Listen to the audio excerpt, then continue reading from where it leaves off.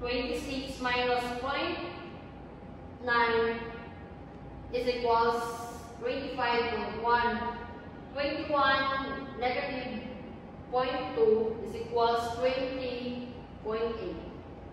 Now that I have to explain to you the measures of relative position or quantiles for group data. The three measures is first quantiles, second percentiles, and lastly are the z-scores.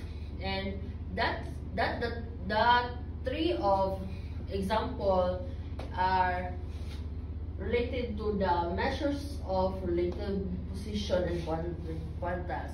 And that's all for today. And I hope you enjoy my topic.